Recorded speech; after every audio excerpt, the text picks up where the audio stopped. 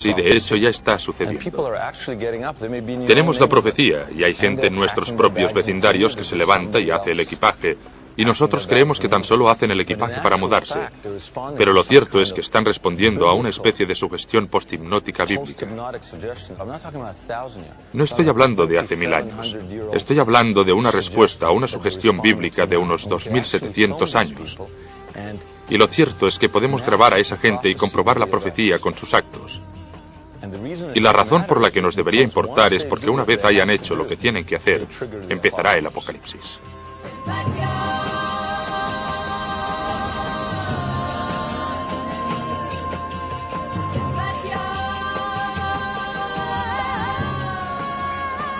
La búsqueda de las tribus perdidas.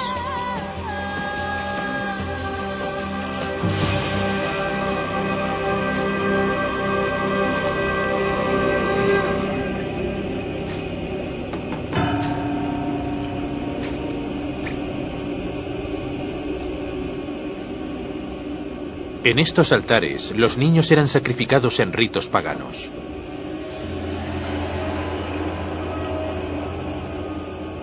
Las escrituras nos cuentan que las tribus de Israel desertarán de la tierra de sus antepasados y adorarán a ídolos en lugares como este. Los profetas decían que por este pecado, las tribus israelitas serían conquistadas y exiliadas hasta el fin de los tiempos, cuando serían reencontradas y redimidas.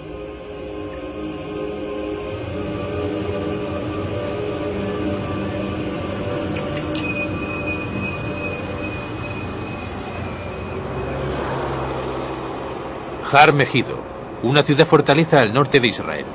En el mundo es conocido como Magedón, un sinónimo de la palabra apocalipsis. Algo que no sucederá hasta que las tribus de Israel, una vez moradoras de este lugar, regresen.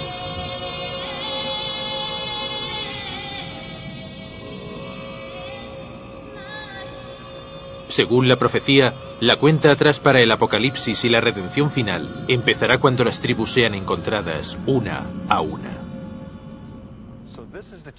Así que es este el reto al que nos enfrentamos. ¿Cómo vamos a encontrar a millones de personas que nadie conoce?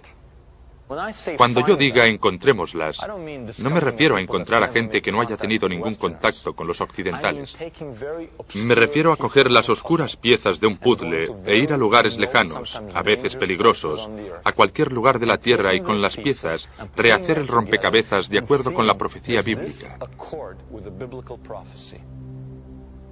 He hecho un viaje y os invito a hacer ese viaje conmigo.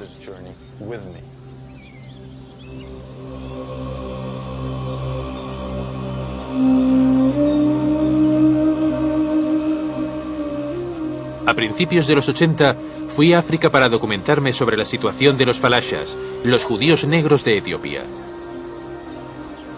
Ese pueblo vivió persecuciones, guerra y hambruna. En 1991, los falashas protagonizaron los titulares internacionales cuando fueron trasladados en avión a Jerusalén por el servicio secreto israelí. De lo que no se hizo eco la prensa es que los israelíes actuaron bajo los preceptos del gran rabino que constató que los falashas eran descendientes de la tribu perdida de Dan.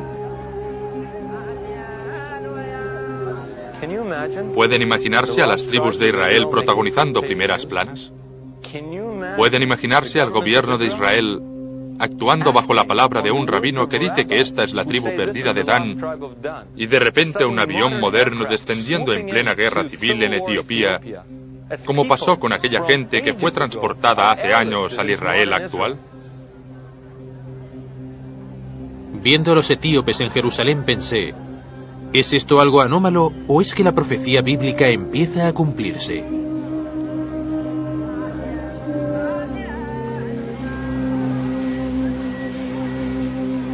Siete años después del traslado de los falashas, en una planta empaquetadora de tomates cerca de la frontera de Gaza, coincidí con un grupo que la mayoría de israelitas consideran trabajadores tailandeses. Gente procedente del país de las colinas de la frontera indio-burmesa. Dicen ser descendientes de la tribu perdida de Manasés, y como mínimo hay aquí un rabino que les cree.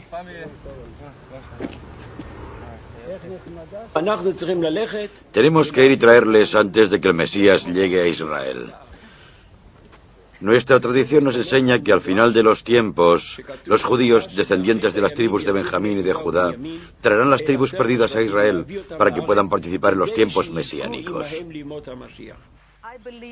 Creo que todo el asunto se mueve en el reino de la creencia religiosa más que en el reino de la realidad. Hay una imperiosa necesidad de encontrar a las tribus por razones religiosas, teológicas, tanto cristianas como judías, y ambas religiones se mueven activamente para encontrarlas, cada una a su manera, y todos los intentos por encontrarlas creo que no tienen ningún fundamento histórico, aunque así lo parezca. Es la creencia la que mantiene vivas a las 10 tribus perdidas y no sus propios integrantes.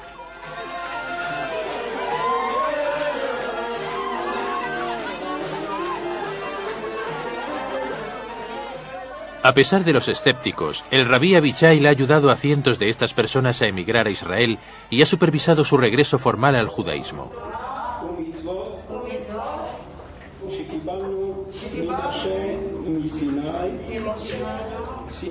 ¿Puede que el rabí tenga razón?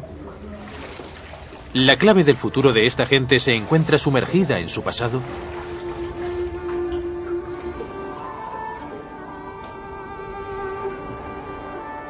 La historia empezó hace 2900 años, cuando tras la muerte de Salomón su reino bíblico se dividió en dos. Al sur, Judea, tierra de 3 de las tribus, incluyendo la de Judá que dio su nombre a la moderna palabra judío. Al norte, Israel, tierra de aquellos que más tarde serían conocidos como las tribus perdidas de Israel.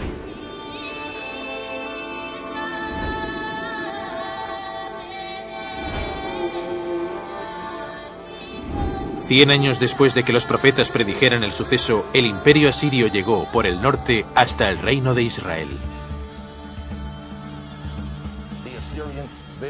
Los asirios eran considerados un pueblo duro. Supongo que podríamos calificarles de tropas de la tormenta, de prusianos. Crearon lo que muchos definirían probablemente como la maquinaria militar más poderosa de aquella época. En algún momento de finales del segundo milenio antes de Cristo, iniciaron su inexorable marcha de sus cuarteles hasta las riberas del Tigris, lo que ahora es el este de Irak, con la frontera con Irán. Y año tras año y campaña tras campaña, marcharon hacia el oeste, marcharon hasta llegar a la costa de Israel.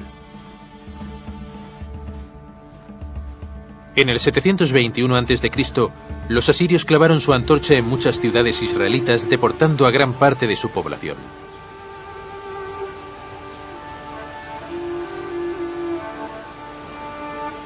La mayoría de estudiantes creen que las tribus se perdieron porque en el exilio no pudieron conservar su identidad siendo asimilados. Estamos hablando de hace 2700 años. Hay documentos históricos, informes históricos datados del siglo V a.C. que se han encontrado en algunas excavaciones que recogen nombres israelíes en Asiria. Lo que nos dice que quizás en aquella época estuvieron allí o al menos pasaron por allí. Después de todo, no hay nada, no disponemos de documentación. Si lo miramos históricamente, todo tipo de gente fue exiliada y se perdió, y creo que las 10 tribus de Israel también se perdieron. Pero, ¿qué pasa si no se perdieron y han preservado el recuerdo de sus antiguos orígenes? ¿Qué pasa si son millones los que esperan a protagonizar su profetizado regreso?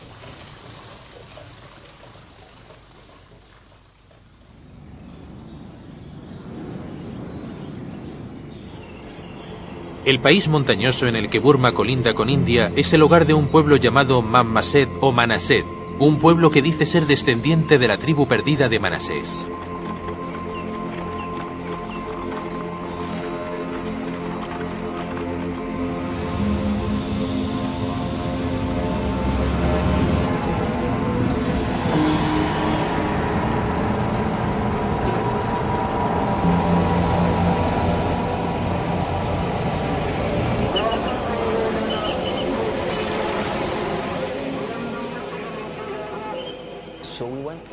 Así que fuimos allí, y lo que encontramos fue una zona de guerra. En nuestro peregrinar en busca de las tribus, siempre nos descubrimos en medio de zonas de guerra. ¿Y de qué va la guerra? Va sobre el territorio y la etnología. Y esa gente que se llaman a sí mismos Manasé luchan contra un pueblo llamado Naga. Y los Naga dicen, sus enemigos dicen, no pertenecéis a este lugar. Vosotros y nosotros sabemos que no sois de aquí. ¿Habían pensado alguna vez que en la frontera entre India y Burma hay un conflicto tribal y que ser israelita forma parte de ese enfrentamiento?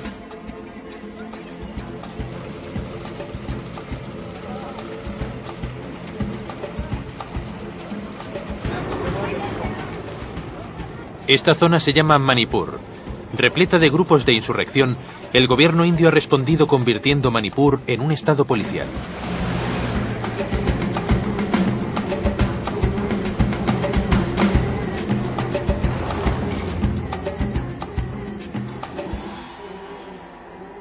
El tanatorio local recibe a diario los cadáveres de las víctimas de la violencia naga.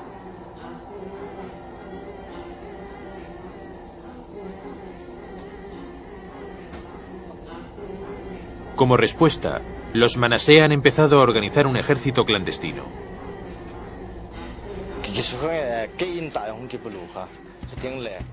Mi pueblo fue atacado, mi casa fue quemada y mi tío asesinado. Destruyeron mi pueblo. Los israelitas son buenos guerrilleros. Nosotros somos buenos guerrilleros, por eso no tenemos miedo. No tenemos miedo de luchar. Sentimos que somos guerreros.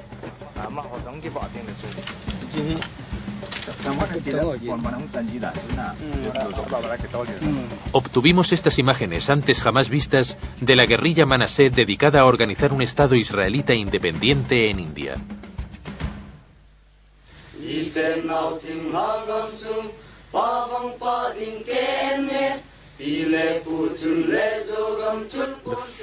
La bandera de Zelengam, que es la bandera del futuro Estado soberano, tiene la estrella de David en el medio. En parte porque los Manasé creen que son una de las tribus perdidas de Israel, la tribu de Manasés, y en parte porque la estrella de David es una figura neutral, un símbolo. Todos los clanes la considerarían aceptable.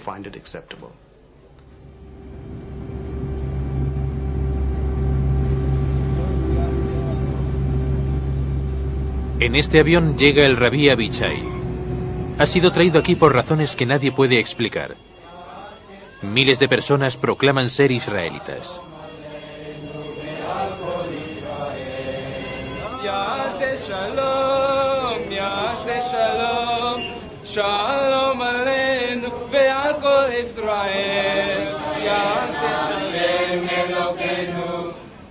El rabino lleva más de 35 años buscando las tribus perdidas. Cree firmemente que los Manasés son, sin duda, descendientes de la tribu de Manasés, que fue enviada al exilio hace 2700 años.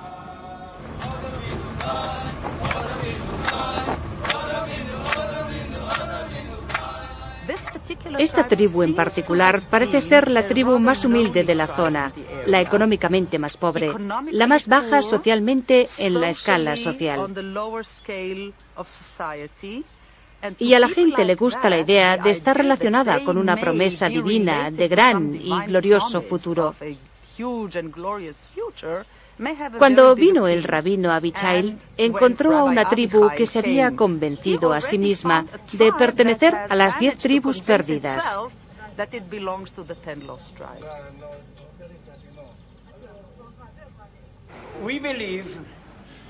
Creemos que ser judío no es algo físico. Ser judío está en el alma. Así que el cuerpo de uno puede cambiar generación tras generación. Pero el alma judía siempre permanece. Y creo, con todo mi corazón, que vosotros tenéis alma judía. Quiero ir a Israel en cuanto sea posible para poder alabar a Dios en paz y sin obstáculos. Hoy Israel lo hace todo muy lentamente. Creo que lo principal es llevar allí a los Manasé, a las 10 tribus. Ese será el principal objetivo del Mesías. Miles de Manasé han decidido no esperar pasivamente al Mesías y han optado por emigrar a Israel. A pesar de que aquellos que denotan sus orígenes israelitas continúan practicando el judaísmo aislados del resto del mundo judío. En este pequeño lugar llamado Manipur, en un rincón de la India, seguimos vivos y somos judíos, y nos gustaría volver al sitio al que pertenecemos. Y así lo haríamos si las cosas fueran mejores y nos permitieran ir a ese lugar, que es nuestra tierra madre, Israel.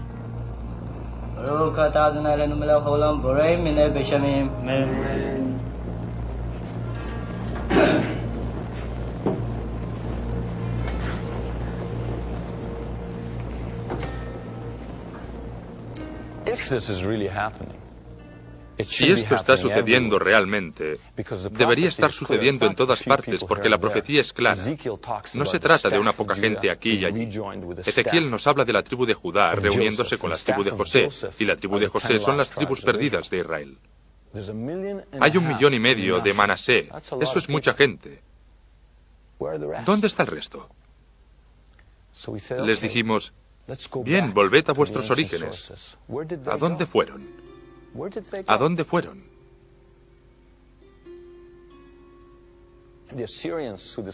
Los asirios, los que destruyeron el reino de Israel y llevaron a la gente al exilio, tenían la afición de esculpir relieves en las paredes.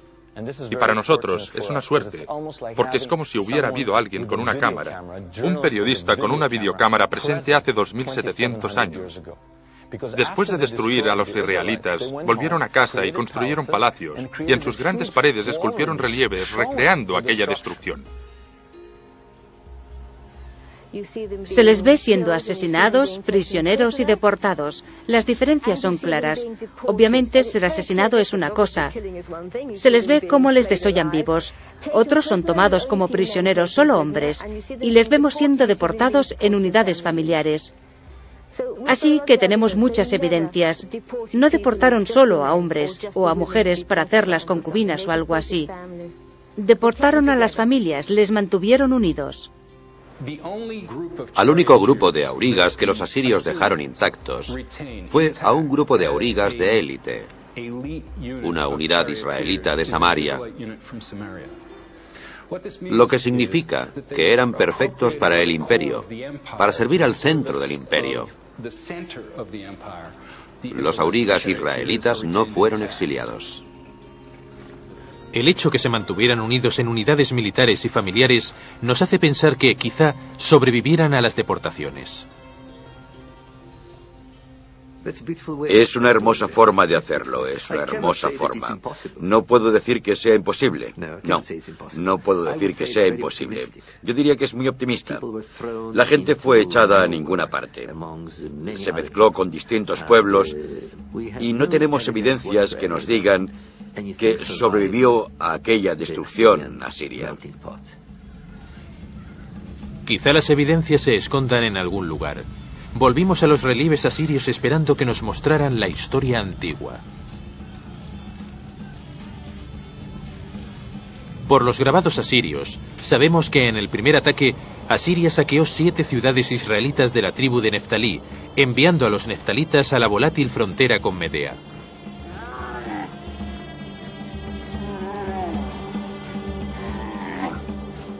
Mientras los asirios perdían territorio frente a los medas, los israelitas se encontraron bajo la ley meda en un imperio que se extendía desde el moderno Irán hasta Asia Central.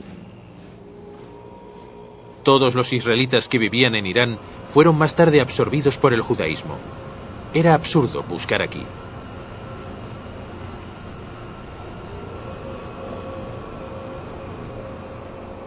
Quizás encontraríamos a los israelitas perdidos en el antiguo imperio Meda, en las autopistas del mundo antiguo, a través de Uzbekistán camino a la China.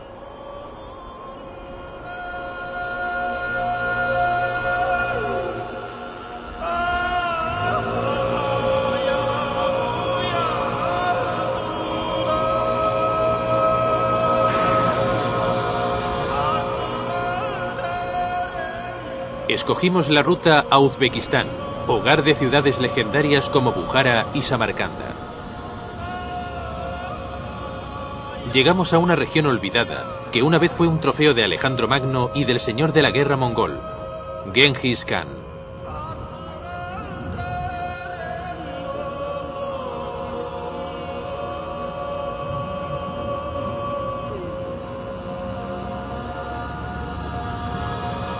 Fundada hace más de 2500 años, Bukhara fue el centro cultural de la región. Desde aquí, uno podría ir en todas direcciones. La ciudad de Bukhara es en realidad un cruce de caminos. La legendaria ruta de la seda que se inició en el siglo II pasaba por Bukhara.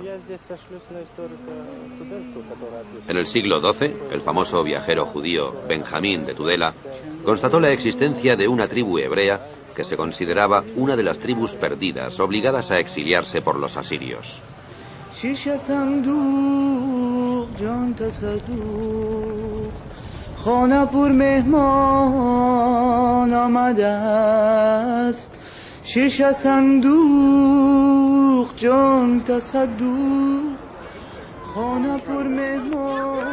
En el siglo XIX, el misionero y explorador británico Joseph Wolfe anunció que los israelitas perdidos vivían en la ciudad de Bukhara.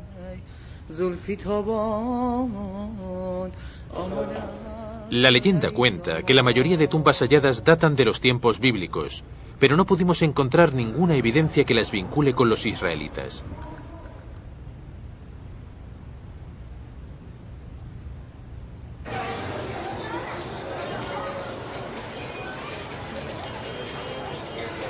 No muy lejos de estas tumbas hay una comunidad judía de origen incierto. El primer dato que la relaciona con las tribus perdidas es el nombre, Issacharov, común en esta zona y no en cualquier otro lugar. Issacar es una de las tribus perdidas y mucha gente de aquí, incluido su rabino, citan a Issacar como su antepasado.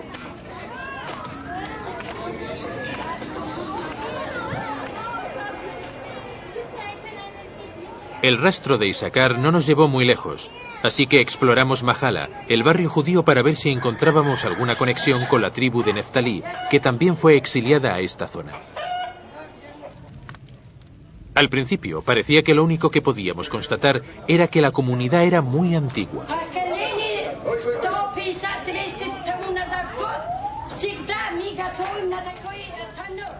Durante muchos cientos de años hemos preparado matzah en este horno. Es una costumbre muy vieja. Son costumbres antiguas, tienen miles de años. Cuando Dios nos dio Jerusalén estábamos preparando matzah manualmente, como ahora.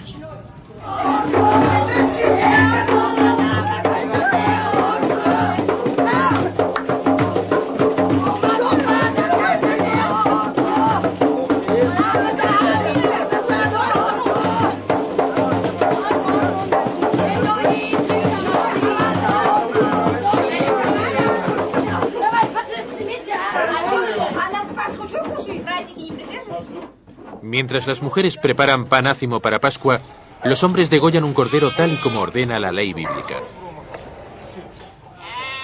La tradición del cordero de Pascua es tan antigua como la Biblia. Se degolla un cordero de un solo corte con un cuchillo muy afilado.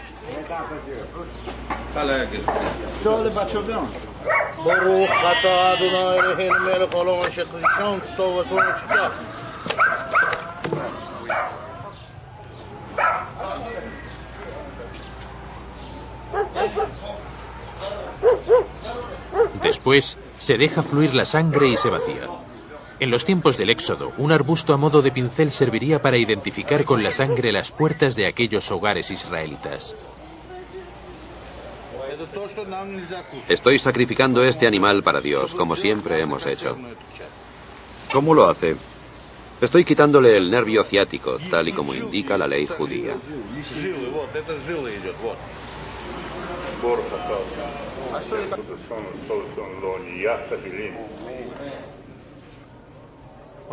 Cuando se les descubrió por primera vez, no decían ser judíos, decían ser israelitas. Ha sido en los últimos 100 años que se han integrado en el cuerpo del mundo de la comunidad judía. Los judíos de Bukhara son importantes porque nos demuestran que la historia de las tribus perdidas es una historia escondida, que hay razones políticas que han ocultado su historia.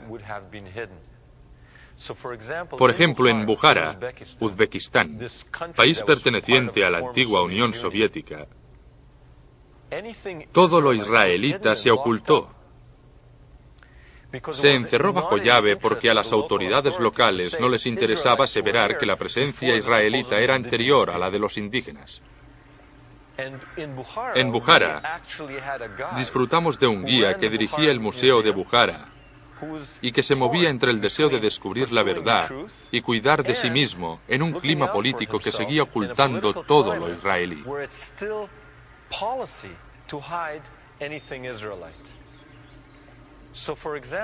Gracias a él, accedimos a un sótano del Museo de Bukhara.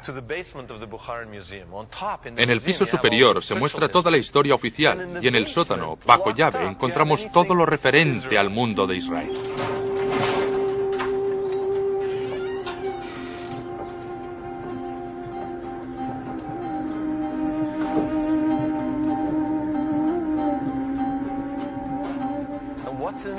¿Y qué hay en ese cochambroso y oscuro sótano? Libros de oración, bandejas de plata con el alfabeto hebreo grabado en ellas. Allí oculto, rollos de la Torá, rollos de la Biblia. Todo oculto como si se tratara de un secreto de Estado. Cualquier cosa con letras hebreas, cualquier cosa que tenga un significado histórico de la presencia israelita está oculto allí.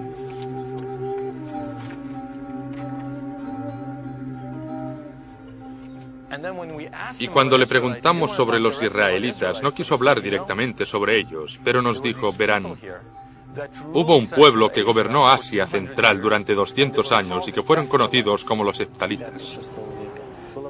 Según las excavaciones más recientes, en el siglo VI, Bukhara era la capital de un poderoso reino de semitas que gobernaban en zonas de India, Pakistán y Afganistán. Bien, en el siglo XIX, un escritor ruso, Shubinsky, aseveró que en esta región fue donde se asentaron los israelitas.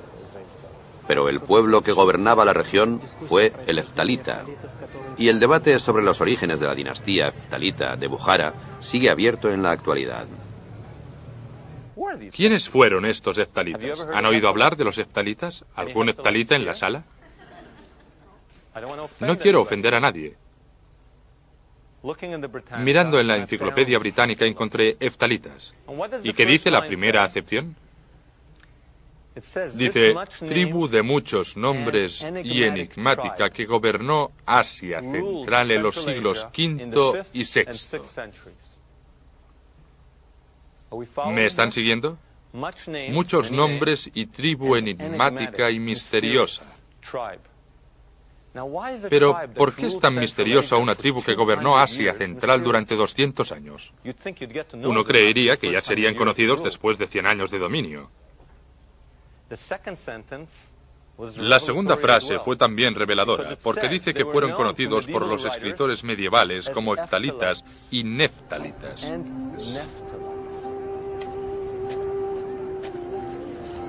Nos parecía que los neftalitas debían ser la tribu perdida de Neftalí, pero queríamos más evidencias arqueológicas.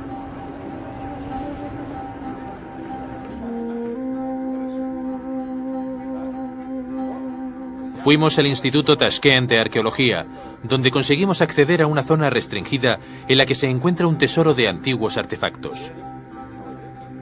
Entre ellos, vasijas de 2200 años.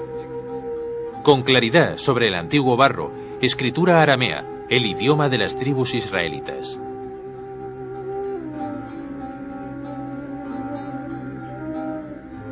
Allí conocimos a la profesora Usmanova, una arqueóloga semi-retirada. ¿Y qué tenía? Algo envuelto en una toallita para el té. En una toallita para el té. Un viejo objeto ritual religioso de 1700 años con escritura hebrea, con un nombre israelí, con cuernos de carnero.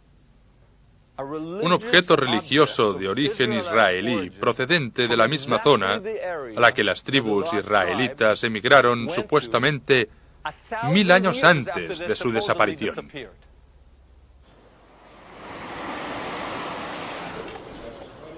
Aunque desconocido por la mayoría de israelíes, gran parte de los judíos de Bukhara han emigrado a Israel. Pero la cadena se ha roto. No saben que podrían ser descendientes de los neftalitas.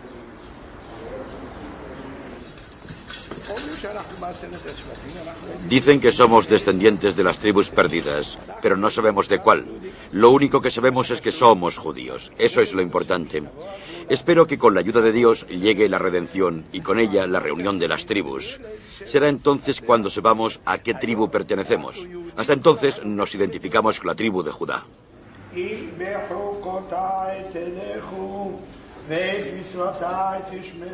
Si andas conforme a mis leyes y guardas mis mandamientos y los cumples, lluvia te daré en la estación adecuada. Y tendrás pan que comer y te cobijarás en tu tierra y estarás a salvo. Y seré vuestro Dios y vosotros seréis mi pueblo. Soy Dios, vuestro Dios, el que os sacó de la tierra de Egipto para que dejarais de ser esclavos. Rompí las cadenas de vuestro yugo para que fuerais libres.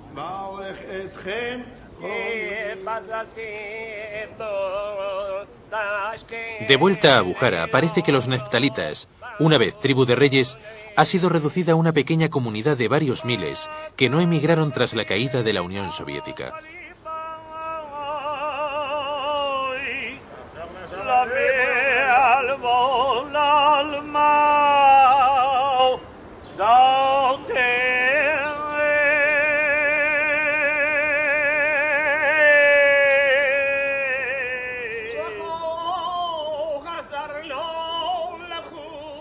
Antes se podía encontrar a este pueblo diseminado por la zona. Ahora, en Bukhara, solo quedan unos cuantos enclaves judíos, incluyendo a este en la joya de Asia Central, Samarcanda, una ciudad con una historia de más de 2500 años.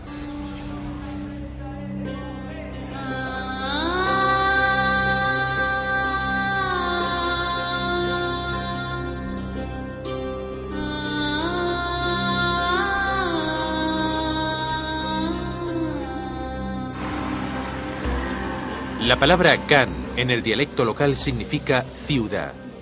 Samarcanda se traduce como la ciudad de los samaritanos. Samaria era la capital del reino norte de Israel.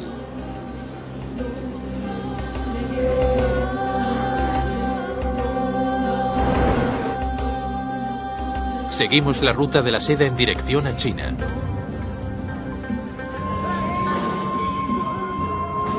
La ciudad de Kaifeng fue la ciudad capital de la dinastía Han. Siguiendo la ruta neftalita, supimos que los documentos chinos cuentan que los neftalitas estuvieron aquí. Los chinos les conocían como judíos o Yuda. Hoy es prácticamente imposible identificar a un judío en Kaifeng, pero encontramos a un oficial del gobierno deseoso de hablar. Había una comunidad judía, pero ahora ya no hay ninguna. Ya no queda ninguna comunidad judía. Solo unas cuantas familias. Esto es la sinagoga, el sitio donde estaba la antigua sinagoga. ¿Podría anotarnos el nombre de las dos familias? Solo de oídas. Entiendo. Pero seguramente les rechazarán.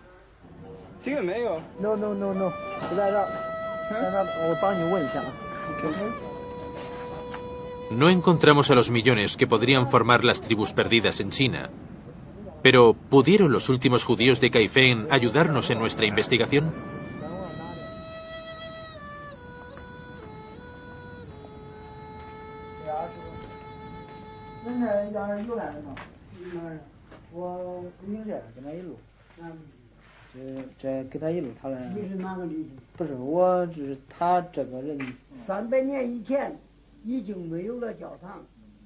Hace 300 años la sinagoga dejó de existir. Sin sinagoga no había lugar para que los judíos se congregaran. Sin una congregación no hay rabinos. Sin la congregación, sin los rabinos, sin los rituales religiosos o la lectura de las escrituras, no hay adoración. no quedó nada. Sin embargo, hoy hay gente china en Kaifeng cuyos documentos de identidad les describen todavía como judíos, como Yudai. Yudai. Este es el nombre, ¿verdad? Sí. ¿Cree él que es judío?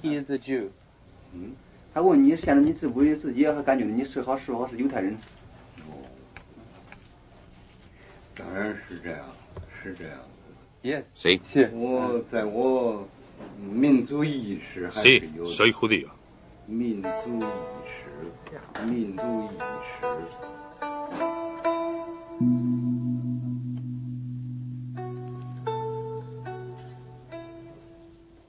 Entre los recuerdos de los últimos judíos de Kaifeng pensamos, ¿es posible que los Manasé de India y Burma sean los descendientes de un desconocido éxodo por Asia Central y China?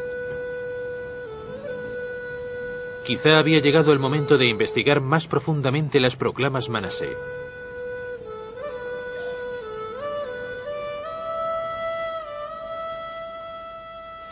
Desde tiempos inmemoriales miramos hacia Israel y sentimos simpatía por los israelitas. Nadie nos ha dicho que sintamos así. Cuando hay un terremoto, el más anciano de la casa sale y grita: nosotros, los niños de Manasé, estamos vivos. Y lo grita 3 o 4 veces con una voz potente. Después entra en la casa. Luego dice: no os preocupéis. Y sigue diciendo: nuestros ancestros han sacudido la tierra para ver si sus descendientes siguen vivos.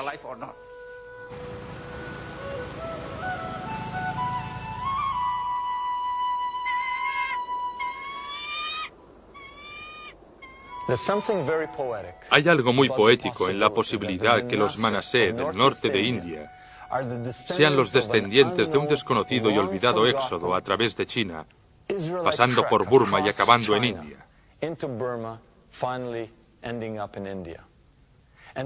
Y cuando estuvimos con los ancianos de la tribu Manasé, nos enseñaron un mapa que ilustra con exactitud el viaje que emprendieron desde Israel, pasando por Asia Central hasta China y bajando por Burma hasta India.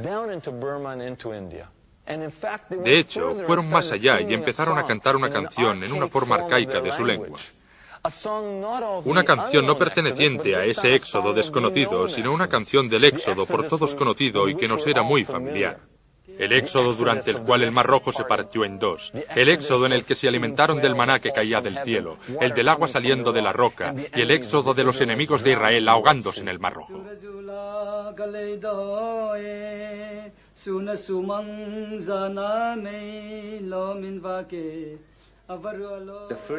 El primer verso nos cuenta la partición del Mar Rojo. Después, el segundo verso dice: pasamos andando a través del mar. Después, las aguas volvieron a juntarse y los enemigos se ahogaron en el mar.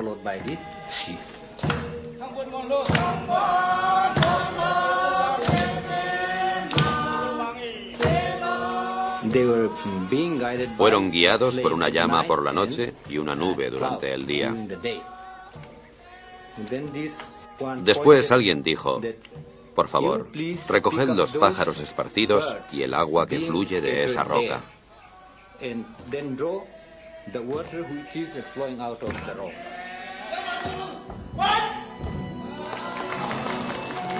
Aunque su historia demuestra que sus ancestros pasaron por China, los Manasé insisten en que no son chinos y que han preservado unas costumbres con raíces bíblicas.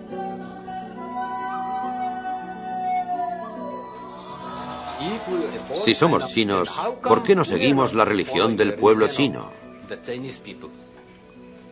Los chinos practican el confucianismo y el budismo. En esas dos religiones no se contemplan los sacrificios animales. Cuando era niño maté a un animal. Después puse una bandeja debajo para recoger su sangre. Luego, el sacerdote cogió unos arbustos o ramas y los sumergió en esa sangre para pintar nuestras puertas.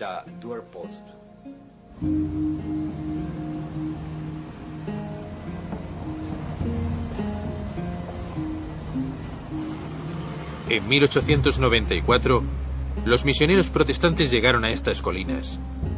Aunque pensaron que estaban convirtiendo a paganos, parece que la gente era bastante susceptible de ser convertida al cristianismo, ya que veían elementos de su propia historia y mitología en las historias bíblicas que les contaban.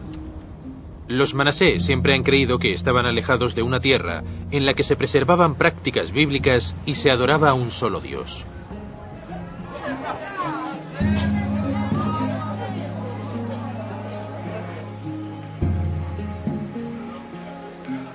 Cuando descubrimos que los manasé comían cerdo, pensamos, no pueden ser israelitas.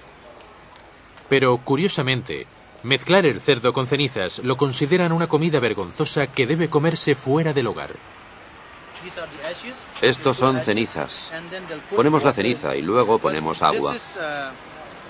Esto es lo que nosotros llamamos saum. Utilizan esto para poner carne de cerdo dentro, para que fermente hasta que huela.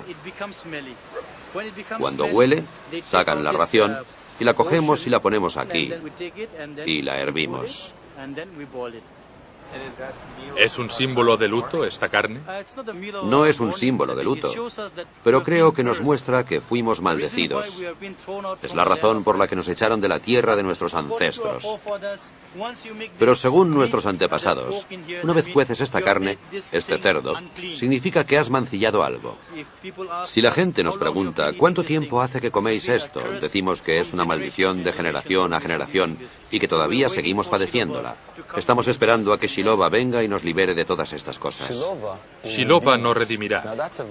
Bien, es una construcción extraña porque Jehová es el Dios de Israel y Shiloh, en hebreo, fue el lugar sagrado de las tribus del norte, de las tribus perdidas. Y Shiloh parece ser la fusión de esos dos términos. Shiloh nos redimirá. Y la misma persona que nos dijo aquello apareció ante nosotros con un talit, un poncho de oración que parecía idéntico a los ponchos de oración que utilizan los judíos en todo el mundo. Este poncho es un talopuán. El talopuán es un ropaje tradicional que utilizaban nuestros antepasados cuando practicaban sus votos. Por ejemplo, si para volver a casa tenían que matar a un mitun, a un tigre, hacían sus votos con este poncho puesto encima. En mizo, talopuán significa sin marcha atrás, sin posible regreso.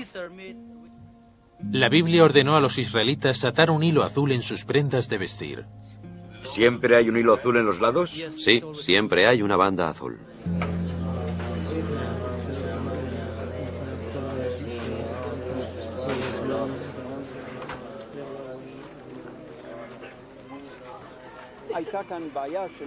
Este pueblo tuvo un problema porque el mundo judío no se relacionaba con ellos. Nadie contestaba a sus demandas, nadie contestaba a su llanto. Hace unos 50 años, un hombre llamado Chala, uno de sus líderes al que veían como un profeta, les dijo que había llegado el momento de volver a la tierra de sus antepasados. Muchos se levantaron con voluntad de seguirle. Nadie dijo, ¿de qué tierra de nuestros antepasados estás hablando? Todos sabían que Tierra Santa era el hogar de sus ancestros.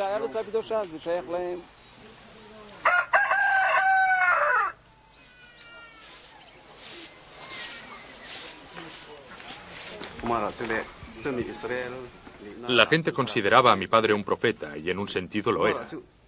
A él le fue revelado que somos israelitas, pero no fue un profeta como Jeremías, Ezequiel o José. No fue un profeta en ese sentido, sino en el sentido que hizo que nos diéramos cuenta de quiénes somos. Tuvo una revelación. Dios no quería que siguiéramos perdidos para siempre.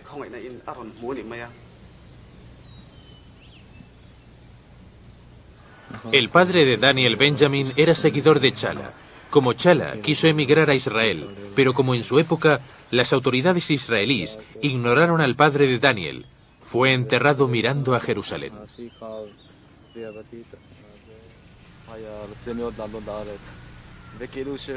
Mi padre quería con toda el alma emigrar a Israel. De hecho, fue uno de los primeros en volver al judaísmo, a empezar a practicar el judaísmo en esta parte de India.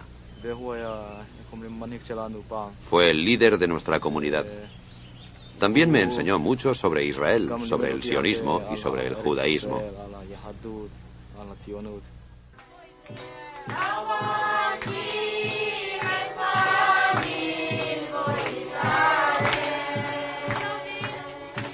Tras la muerte de Chala, algunos de sus seguidores decidieron que quizá deberían volver al judaísmo antes de regresar a Sion. Pero como se mostraron reticentes a abandonar por completo el cristianismo, optaron por una versión ampliada del judaísmo mesiánico, una especie de adoración llamada judíos por Jesús.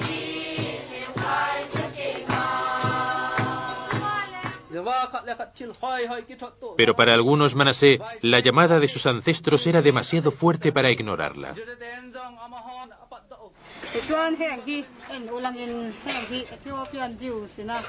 Mirad este dibujo, un dibujo que nos muestra cómo la Torá es llevada de Etiopía a Israel.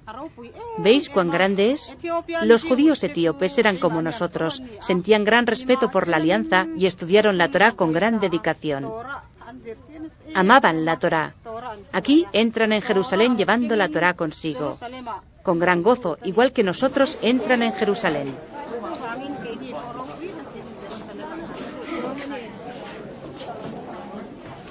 Miles de Manasé han abandonado el cristianismo y se han convertido al judaísmo ortodoxo. ¿Podría ser este pueblo la tribu de Manasés? Porque si lo fueran, ya habríamos identificado a 4 de las 10 tribus perdidas de Israel. Manasés, Dan, los etíopes, e Isaacar y Neftalí entre los judíos de Bujara, en Asia Central. Y si tenemos razón al pensar en los Bujara como en los descendientes de Neftalí, entonces deberíamos buscar a la de Zebulón, porque la de Zebulón era la tribu hermana de Neftalí en el antiguo Israel.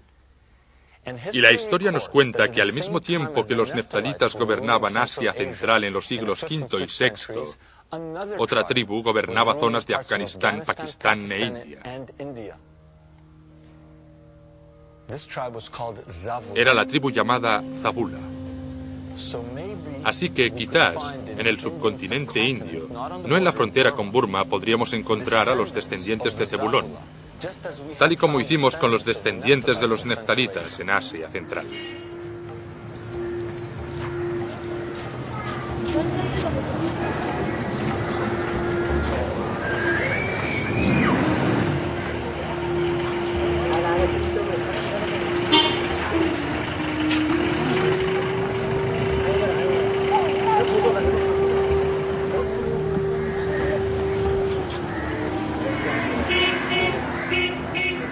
En el transcurso de nuestra búsqueda, nos cruzamos repetidas veces con un pequeño grupo conocido en India, que podrían no ser fácilmente vinculados con otros judíos.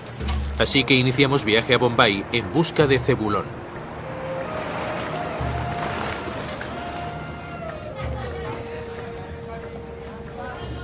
Bombay es el hogar de 8 millones de hindúes y 1 millón de musulmanes. Aquí encontramos una comunidad de unas 5.000 personas, más o menos, que deberían haber sido asimiladas por la cultura dominante hace mucho tiempo. Y aunque ellos no se autodenominan con un nombre tribal en particular, curiosamente, como las tribus perdidas y no como otros judíos, se llaman a sí mismos los niños de Israel, no de Judá.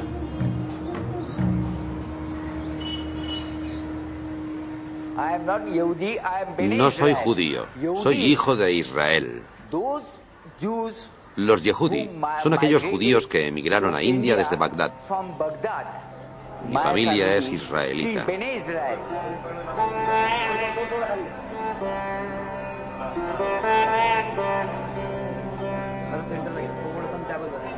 Hace 300 años, un mercader judío que viajaba por la región costera quedó atónito al oír a indios entonando oraciones judías.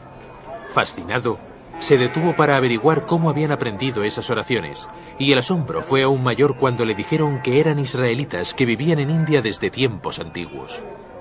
Escéptico ante este supuesto, el mercader visitó el pueblo y se presentó ante los israelitas con un surtido de pescado para comer, en parte kasher y en parte no.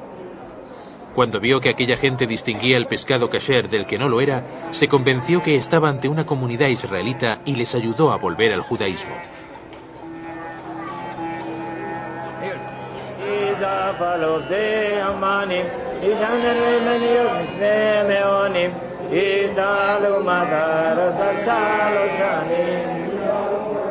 Única en la comunidad Bené Israel es la ceremonia Melida, una especie de ofrenda de arroz, flores y frutas.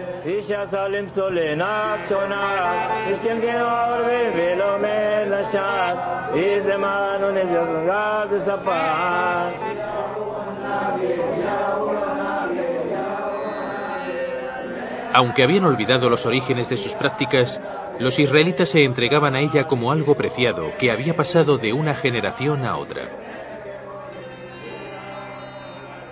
Observan ciertas reglas y normas del judaísmo, y cuando tienen la oportunidad de contar cuál es el significado de una cosa, se muestran felices.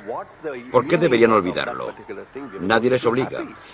Si les hubieran dicho, no, debéis ser hindúes o debéis convertiros al islamismo, pero nunca nadie nos ha obligado a nada, porque somos una minoría en una enorme población de India. Nadie se preocupa por nosotros.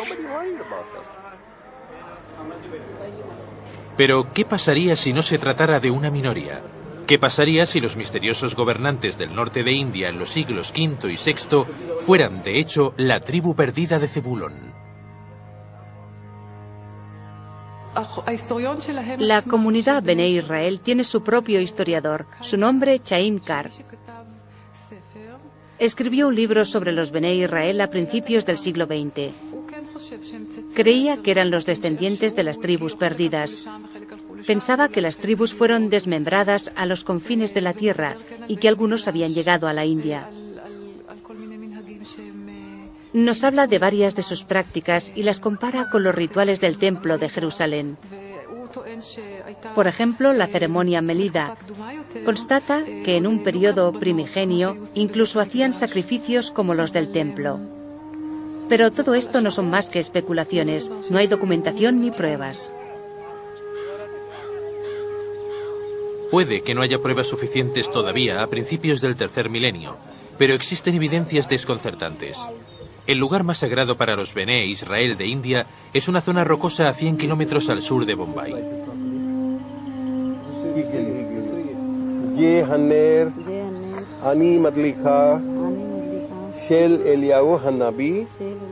Aquí fue donde descubrimos que la figura más reverenciada para los Bené Israel no es el rey David, ni Abraham, ni siquiera Moisés, es el profeta Elías. Los judíos de la India creen que el profeta Elías subió a los cielos desde este lugar. La marca de su carro puede verse en esta roca en la que estamos. Los cascos se pueden ver ahí abajo y dicen que su carro partió de aquí y en la cima de aquellas montañas de allí pueden verse más huellas de los cascos de sus caballos.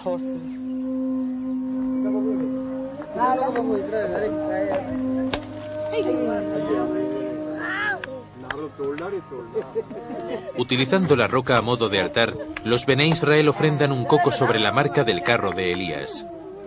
La veneración a Elías es sugerente, porque Elías era el profeta de las tribus de Israel, que luego se desperdigaron.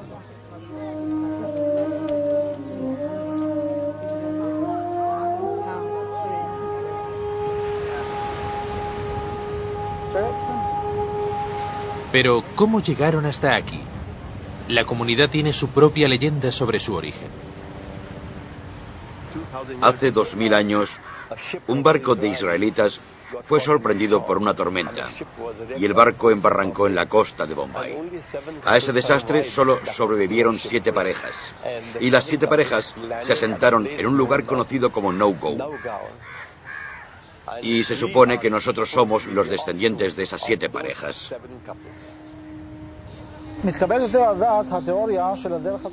Tiene más sentido que esos israelitas no vinieran directamente desde Israel, sino del norte, de la zona de la ruta de la seda. Los israelitas de las tribus exiliadas por los asirios acabaron envueltos en la ruta de la seda. Emigraron por un brancal de la antigua ruta que acabó siendo conocida como la ruta de la seda. Creo que esos israelitas llegaron hasta Afganistán, Pakistán y Cachemira.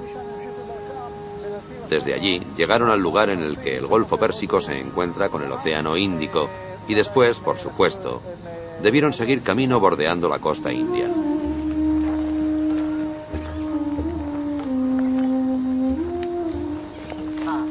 Fuera como fuera que llegaran aquí, los Bené Israel todavía saben reconocer las tumbas donde se dice que fueron enterrados los supervivientes del naufragio.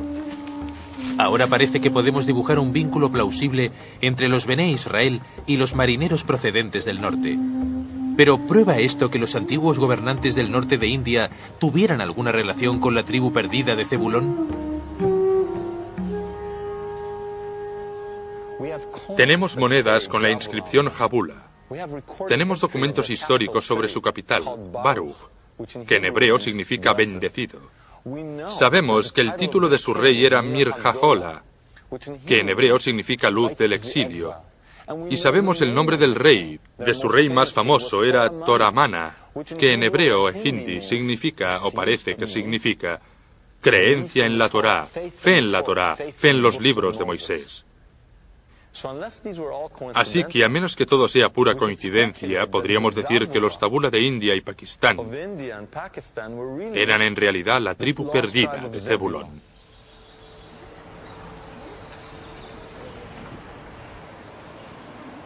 Como si respondieran a una antigua llamada, muchos Bené Israel de Bombay han regresado a su ancestral hogar, Israel. Penetran en la cueva de Elías y continúan demostrando reverencia ante el profeta bíblico. La cueva de Elías está en el viejo territorio de Zebulón.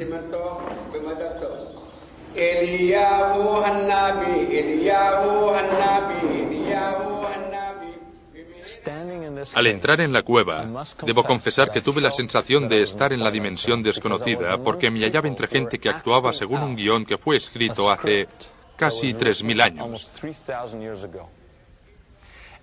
Parecían tener una fijación con el profeta que advirtió a las tribus de su exilio y que les prometió redención al final de los tiempos.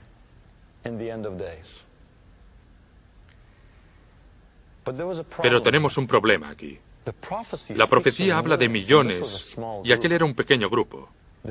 La tribu más grande que encontramos fue la Manasé con 1,5 millones. Quizá la injundia fuera esta, porque la tribu hermana de la de Manasés era la de Efraín.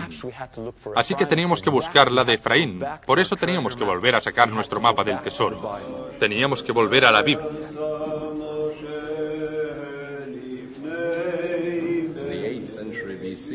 En el siglo VIII a.C., la historia bíblica de los hechos es discutible en cuanto a los razonamientos, los porqués y cómo de lo sucedido. Pero sobre lo que pasó, la historia bíblica es totalmente fiable. Es totalmente paralela a lo descubierto en las excavaciones arqueológicas. Miro las cosas como creyente. Para mí las escrituras son capitales. En el libro de los Reyes encontramos varias referencias sobre a dónde fueron exiliadas las tribus. Lo mismo sucede con el libro de las Crónicas. En estos textos se cuenta que fueron exiliados a 5 lugares. Primero, a las montañas Medas, en dirección a Kurdistán y el Cáucaso. Después, al río Gozán. En tercer lugar, Halá. En cuarto, Jara. Y finalmente a Jabur. ¿Dónde están estos lugares? En la Siria moderna hay lugares que corresponden, sin duda alguna, a las localizaciones bíblicas. Hay un río llamado Jabur, y cerca se encuentra la ciudad de Gozán. Es muy interesante. Recientemente se encontraron unos documentos en una ciudad del río Jabur, durante unas excavaciones alemanas. En 1993 se publicó el hallazgo. Solo 4 documentos, creo, y en 1 o 2 de ellos hay nombres hebreos. Uno de ellos es Hazakiyahu, Hezequía. La fecha, el primer año de Nebuchadnezzar, lo que significa que no son judíos. sino israelitas. Deberían ser los israelitas de la zona de Jabur. Hoy ya no hay israelitas esperando en el río Jabur. Pero, ¿qué pasaría si se hubieran trasladado al este llevándose consigo el nombre de esos lugares?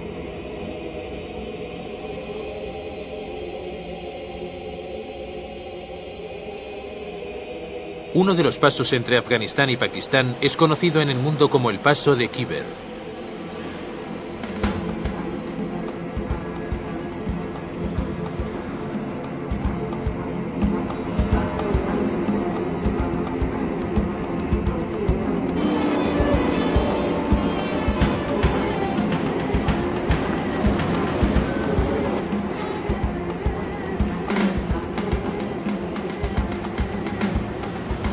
El paso de Khyber es uno de los lugares más licenciosos y peligrosos de la Tierra.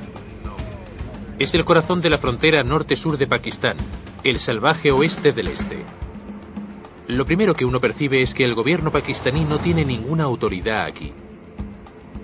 La única forma de obtener un salvoconducto es viajar con una escolta armada perteneciente al pueblo dominante de la zona, los Pathans. Han vigilado el paso de Khyber durante más de 200 años, enfrentándose a Genghis Khan, al ejército británico y no hace mucho a los soviéticos. En hebreo es conocido como el paso Jabur, el mismo nombre bíblico. Y cerca del paso de Khyber, en Pakistán, hay una ciudad llamada Peshawar. Peshawar significa lo mismo, paso Jabur. Así que pensamos, ¿Khyber podría ser Jabur en la Biblia? Si lo es, entonces cerca debería haber un río llamado Goza. Y justo allí, un afluente del río Kabul, es el río Ghazni.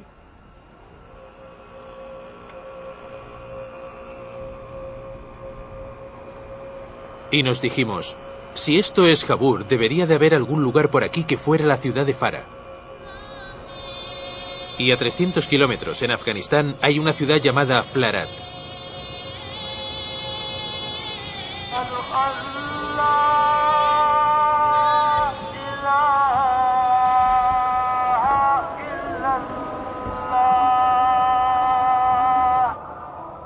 Todo el mundo conoce esta zona como la capital del fundamentalismo islámico. Hay 15 millones de Pathans y ni un solo judío entre ellos. Pero decidimos investigar si bajo esa superficie islámica había un pasado israelita.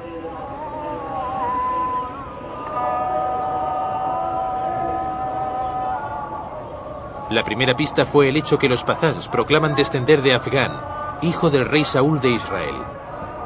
Desde su perspectiva, Afganistán es un nombre israelita.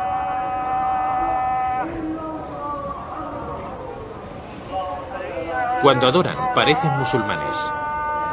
Cuando estudian el Corán, sin embargo, mueven el cuerpo a la manera judía.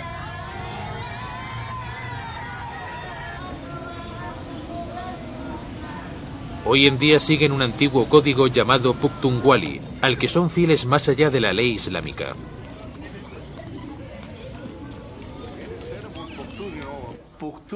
Pukhtunkhwali es en realidad una religión en sí misma, ¿no? Tenemos nuestro propio código de conducta. Y no es que no creamos en el Corán, sino que no hacemos todo lo que el Corán nos dice. El motivo es que un proverbio Pathán dice que los Pathans solo aceptan la mitad del Corán. En lo demás aplicamos nuestras propias leyes. Pukhtunkhwali, código de Pukhtun. ¿Qué es este Pukhtunkhwali? Básicamente es un Viejo Testamento que no se rige por ningún tipo de interpretación rabínica. Ojo por ojo significa ojo por ojo literalmente. Adulterio, estás acabado. Si hubiera un conflicto entre la ley Pukhtunkhwali y la del Islam, ¿cuál escogerían los Pathans? Nuestras costumbres son las de Pukhtun o Pathán. En el Khyber hay 11 tribus Pathán. Todos tenemos las mismas costumbres. La ley principal de aquí es la Sharia islámica. Pero los Pazán seguimos nuestras propias costumbres Pukhtunkhwali. Por ejemplo, según el Islam, debe haber evidencias demostradas para acusar a alguien de adulterio. No puedes condenar a alguien sin pruebas suficientes. Pero según la ley Pukhtunkhwali, aunque haya una ligera sospecha de una relación ilegítima entre un hombre y una mujer, ambos son condenados a morir. El tema queda zanjado y no hay nada más que discutir. Como en la Biblia, los Pazán siguen ligados a los sacrificios animales con propósitos religiosos. Soy de los Musahel, del pueblo de Moisés. Sacrificamos ovejas. Por ejemplo, en una boda, nuestros ancianos sacrificaban 4 corderos. Hoy, si las cosas van bien, un hombre puede sacrificar 10 corderos. Hacemos sacrificios para agradar a Dios y a la gente también. También había gente que solía encender lámparas de aceite los viernes por la noche para pedir perdón y bendiciones de Dios. Estamos en un país supuestamente dominado por los musulmanes, pero no por unos musulmanes cualquiera, sino por fundamentalistas musulmanes. Y de nuevo nos encontramos con gente que dice, somos Musahel, pertenecemos al pueblo de Moisés.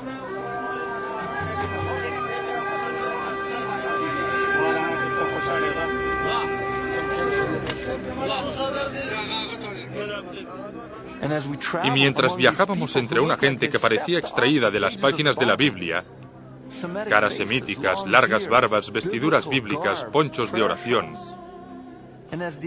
y recogíamos información, no podíamos sentir más que quizá, entre estos Pazán de Afganistán y Pakistán, encontraríamos las respuestas a nuestras preguntas.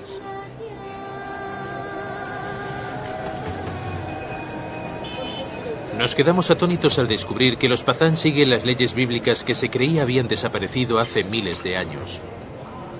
Como en la Biblia, aquellos acusados de matar a un hombre pueden escapar a las ciudades de refugio designadas.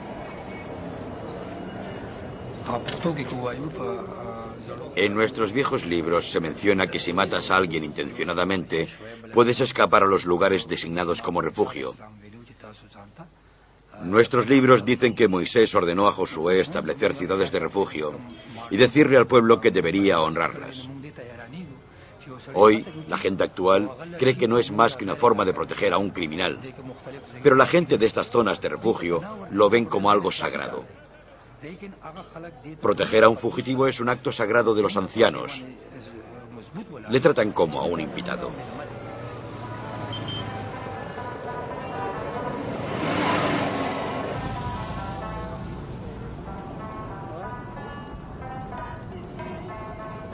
Parece como si los Pazán estuvieran atrapados en el tiempo, rememorando con tenacidad sus antiguas tradiciones. Han creado literalmente un muro entre ellos y el mundo exterior. Viven en grandes núcleos familiares en los que esconden a sus mujeres.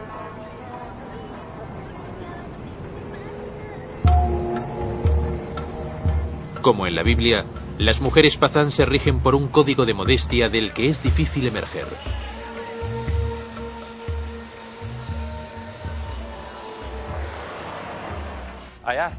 Pregunté a los Pazán cómo podían cantar canciones de amor cuando esconden a sus mujeres.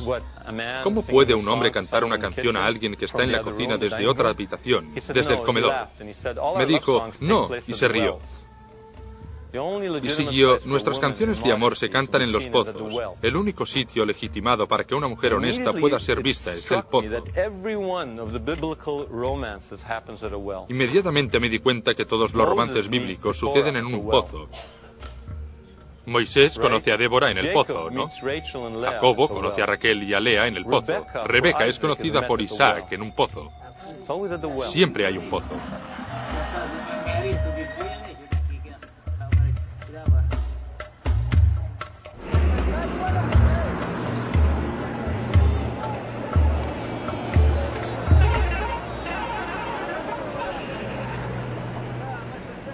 Acudir a un mercado Pazán es retroceder en el tiempo. Desafiando todas las probabilidades, los Pazán viven todavía en grupos tribales con nombres israelitas. Rabani es similar a la tribu de Rubén, Lebani a la tribu de Leví, y Shinwari a la tribu de Simón. Una tribu pazán de pocos miembros, conocida como Gadún, podría ser la tribu perdida de Gad. Curiosamente, la tribu más numerosa entre los pazán es la de Afridi, y la tribu más numerosa en el antiguo Israel era la de Efraín.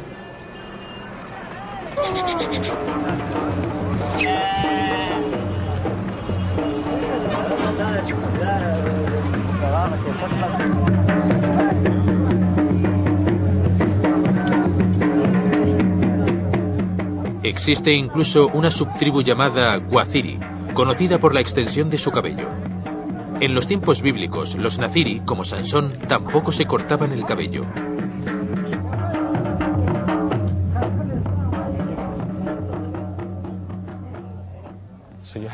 Así que tenemos a Rubén, Gad, Efraín y Simón.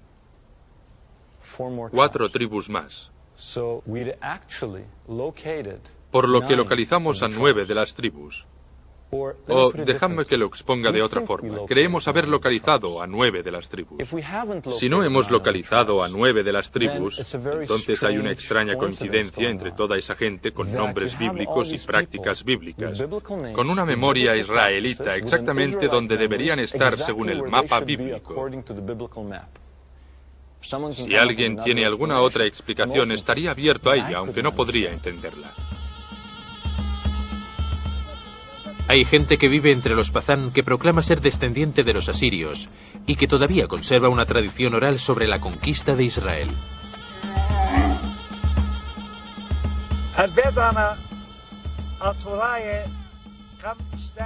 Nuestra tradición se remonta a 2700 años atrás, cuando mi pueblo conquistó Israel y dominó a las tribus de las zonas que asedió: Irán, Turquía, Armenia, Uzbekistán y Afganistán.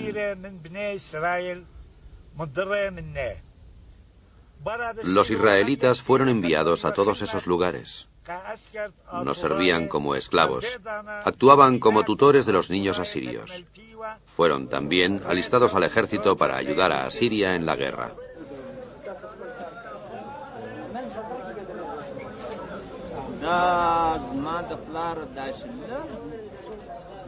Cuando era joven y no llevaba barba, el tío de mi abuelo murió a la edad de 115 años. Le llamábamos Baba, abuelo.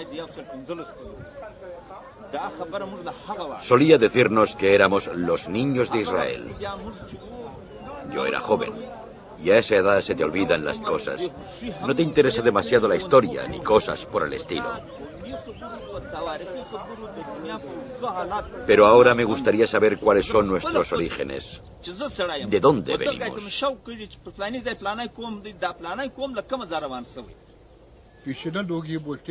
Nuestros abuelos siempre nos decían que pertenecíamos a Bené Israel, a los niños de Israel. Decían que los judíos eran tan pazán como lo somos nosotros.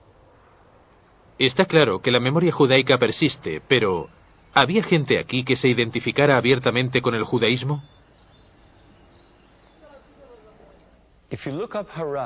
Si buscamos Harat en la enciclopedia judaica, por ejemplo, encontraremos 1 o 2 párrafos.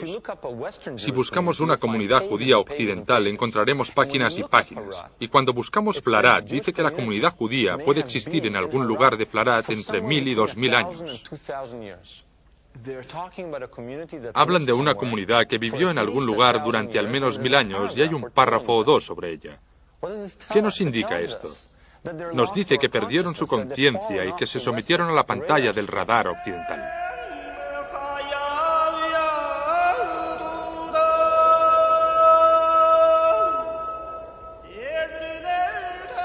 En Flarat descubrimos este cementerio con estrellas de David e inscripciones hebreas.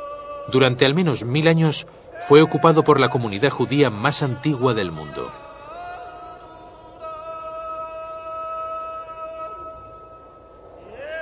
Los judíos de Flarat ya no existen.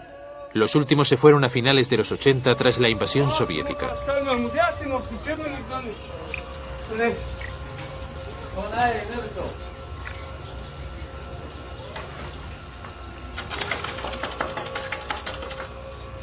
Ahora el país está inmerso en una guerra civil, pero uno de los Pazán accede a conducirnos hasta una de las viejas sinagogas.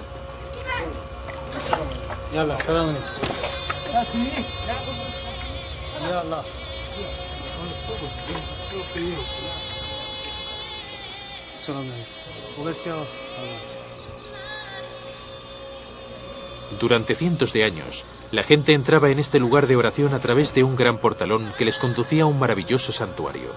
Hoy, entramos a través de un agujero perpetrado por las bombas de la artillería soviética.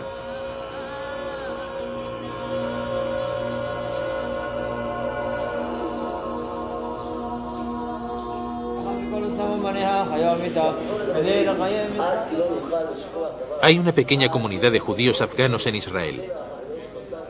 Como los de Bukhara, son totalmente desconocidos. Recuerdan a sus antiguos vecinos Pazán no como judíos, sino como gente relacionada con ellos en cierta manera.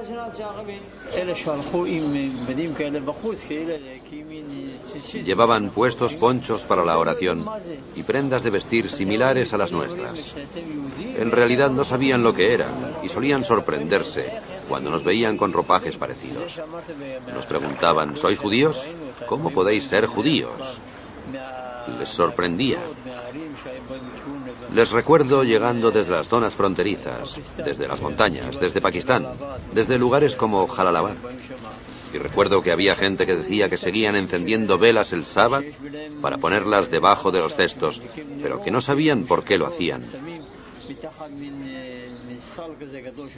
Tenían todas esas tradiciones, pero no sabían cuáles eran sus orígenes.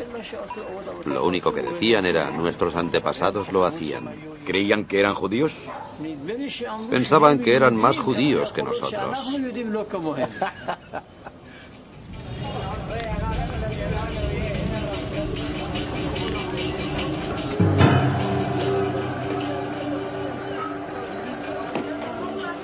Los profetas dicen que un número igual de israelitas y judíos recibirán al Mesías. Curiosamente, el número de pazáns y judíos en el mundo es prácticamente idéntico.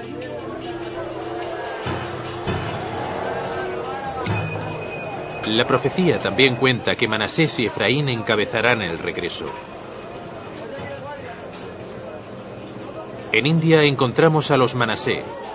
Si tuviéramos razón, aquí, entre los Afridi, nos hemos encontrado cara a cara con la tribu de Efraín.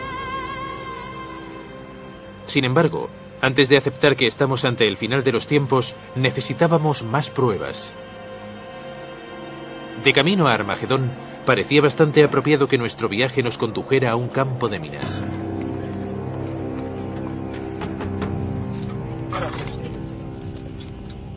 Necesitábamos evidencias más palpables de que los Pazán eran de las tribus perdidas, así que nos dirigimos a la ciudad afgana de Kandahar, donde en los 50 fue descubierta una piedra con antiguas inscripciones. Durante la invasión soviética, esta piedra fue enterrada bajo escombros y rodeada de minas. Los puntos rojos indican las minas sin detonar que hay en el camino.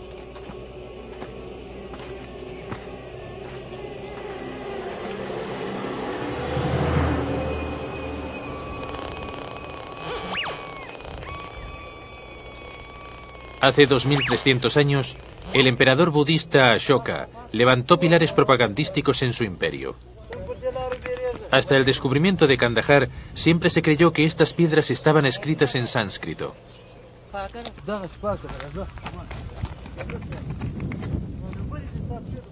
Pero la piedra enterrada aquí está escrita en arameo.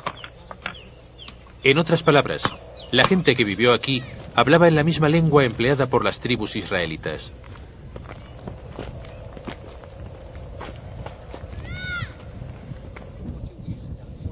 Llegamos hasta aquí con un anciano de la zona con la esperanza de fotografiarla, pero en la situación en la que se encuentra fue imposible. Está aquí abajo. La piedra es muy grande y tiene escrituras antiguas por todas partes. Una superficie dura como esta, pero nadie puede llegar hasta ella. Este es, sin duda, el lugar. No se puede seguir con esto.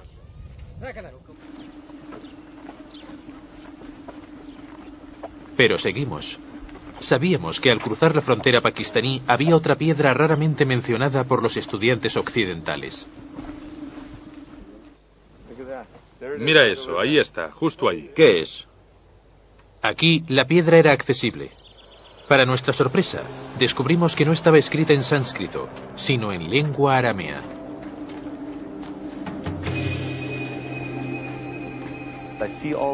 Veo todas las letras, Aleph y Ein, y estoy frente a una postal de las tribus perdidas de 2300 años.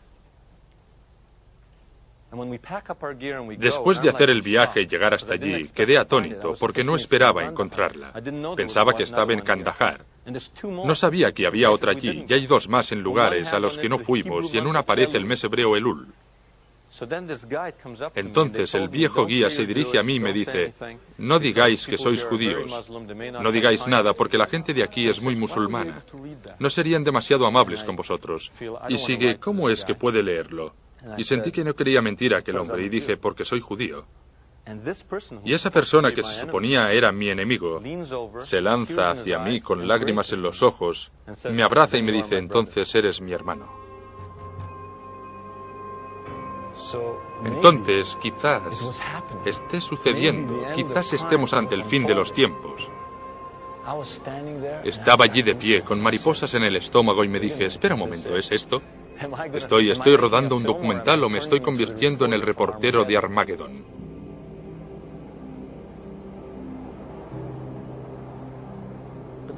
Entonces algo me sacudió. No habíamos encontrado a nadie que dijera ser Cohen, sacerdote. Y eso es todo un problema, porque si analizamos bien la profecía, el regreso de las tribus conducirá a los tiempos mesiánicos. Los tiempos mesiánicos nos llevarán a la reconstrucción del templo de Dios en Jerusalén. Y eso nos conducirá a la práctica de rituales renovados. Y todo eso precisa una casta de sacerdotes pura ritualmente. Y nadie entre las tribus, nadie entre los judíos occidentales, ha proclamado ser descendiente ritualmente puro de aquella casta de sacerdotes. Entonces, ¿qué está pasando aquí? Por un lado, parece que la profecía está cumpliéndose, y por el otro, faltan algunos personajes clave del drama bíblico. Quizá hayamos sucumbido a una especie de castigo eterno. Unidos en sus unidades tribales en los confines del desierto, los israelitas perdidos esperaban una redención que nunca llegaría. O quizá todo lo que pensábamos haber encontrado no fue más que un espejismo pasajero.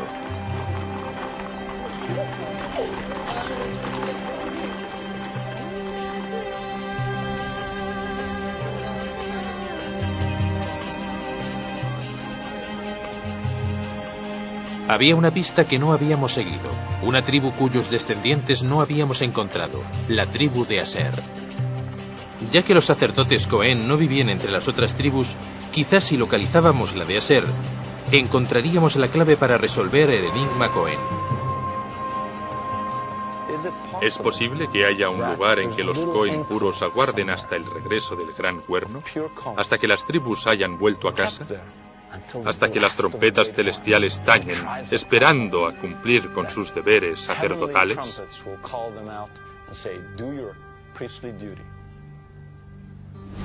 Por eso, seguimos buscando el lugar en el que encontrar a la tribu de Aser.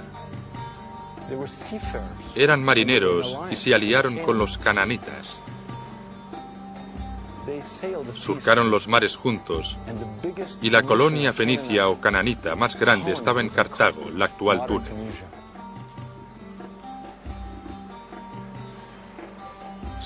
Entonces fuimos a un lugar en el que no habíamos estado para buscar la única tribu con la que todavía no habíamos tropezado. Justo a unos kilómetros al sur de la costa de Túnez hay una isla, y en esa isla hay una comunidad que reside allí desde tiempos bíblicos.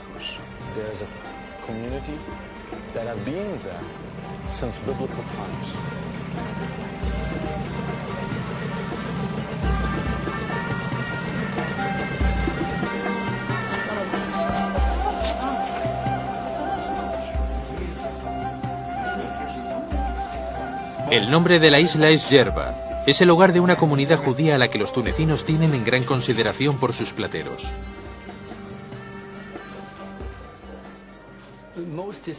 La mayoría de historiadores sostienen la teoría de que la comunidad judía de Yerba es la comunidad más antigua de todo el mundo. Algunos de ellos dicen que la comunidad judía se estableció aquí antes de la construcción del primer templo. Lo que ahora sabemos es que la comunidad se dividió en dos barrios, uno para los judíos españoles que llegaron aquí en el siglo XVI y otro no para los asertitas, sino para los Cohens y nadie más.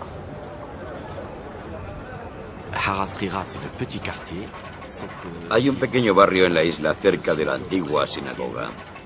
Hay un vecindario judío más grande conocido como el Barrio Grande.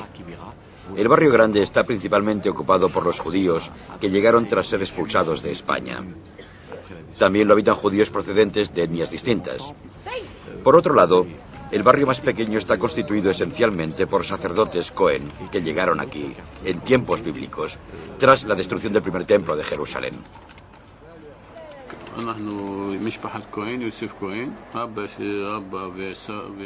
Soy de la familia de los Cohen. Según contaba mi padre y el padre de mi padre, nuestra tradición dice que llegamos aquí procedentes de un barrio sacerdotal.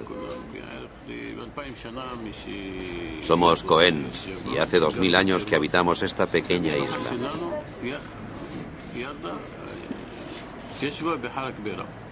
La historia cuenta que esta comunidad fue fundada en tiempos bíblicos por los sacerdotes del templo que se enfrentaron a la jerarquía religiosa en Jerusalén. Aquí encontraron un lugar donde refugiarse levantando la sinagoga de Griba, que los locales todavía consideran uno de los lugares más sagrados del judaísmo.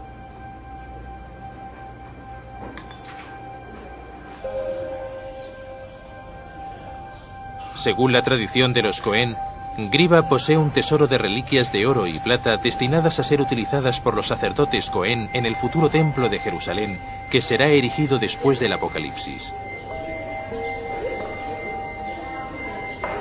El tesoro sagrado está supuestamente enterrado bajo el santuario.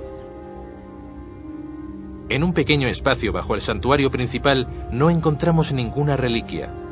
Lo que encontramos, sin embargo, fue la piedra fundacional cuyas inscripciones originales, si las hubiera, han quedado cubiertas por la negra cera de incontables velas. Tesoro enterrado o no, lo que está claro es que los Cohens de Gerba han conservado una tradición sacerdotal común sin parangón en todo el mundo.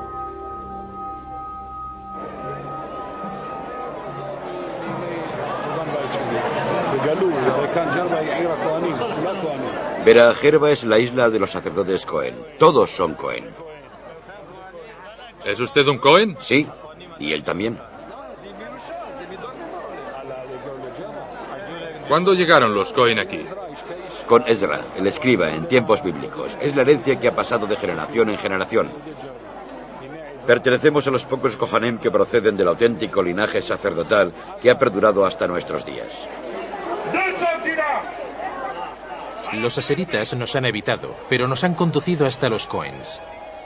Parece que, si fuera necesario, los sacerdotes del templo estarían dispuestos a dirigir la era mesiánica, asegurando así que el regreso de las tribus no sea en vano.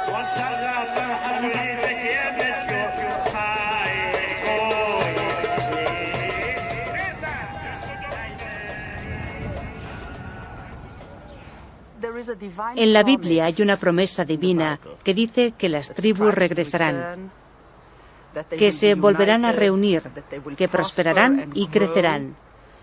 Es una promesa recogida por muchos profetas como Isaías, Jeremías y Ezequiel, en un lenguaje florido con hermosas metáforas, como en Ezequiel. Pero no es más que un suponer. Se hizo una promesa, pero no hay evidencias de que vaya a cumplirse.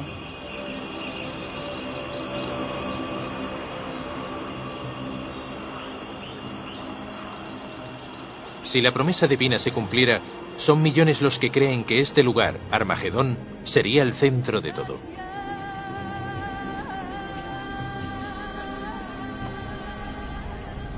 Es aquí donde, hace ya mucho tiempo, las tribus israelitas libraron una de sus más fieras batallas contra los asirios. Y la nueva era dará comienzo solo cuando los descendientes de aquellos antiguos guerreros regresen.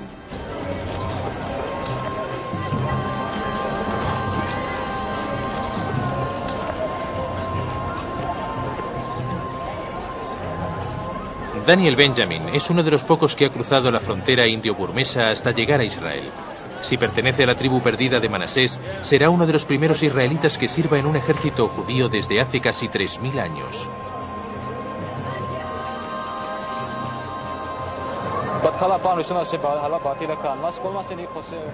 La primera vez que vine aquí, todo lo que tenía en mente era mi padre, su venerado recuerdo, alguien que pasó al otro mundo sin haber tenido la oportunidad de venir aquí, a nuestro país. Así que la primera vez que vine a este lugar, lloré con todo mi corazón. Mi sueño es que todos los Bené Menasé, 1 o 2 millones, vengan aquí con la ayuda de Dios. Nuestros jóvenes se alistarán al ejército y construiremos la tierra de Israel, y al final el Mesías vendrá y reconstruirá el templo santo. Oro para que suceda, oro para que el encuentro tenga lugar y el Mesías lo presida.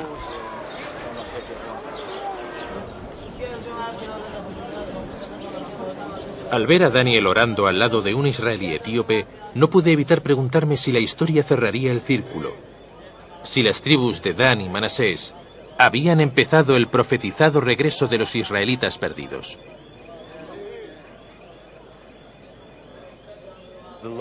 Las tribus perdidas de Israel ya no lo están. Las tribus perdidas de Israel nunca han estado perdidas. Lo que se había perdido era nuestra conciencia. Lo que se había perdido era nuestra sensibilidad en lugares del mundo no occidentales. Nosotros los perdimos. Ellos nunca se habían perdido a sí mismos.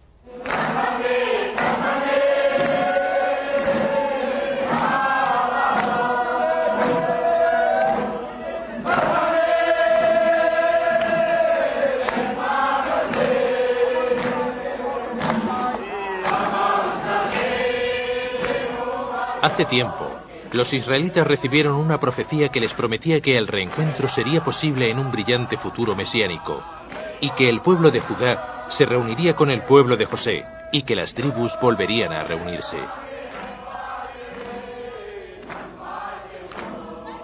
Ahora esta gente cree que su largo exilio de casi 3000 años ha terminado, y que su redención está cerca. Junto a su rabí celebran no el principio del fin, sino el principio de un nuevo principio.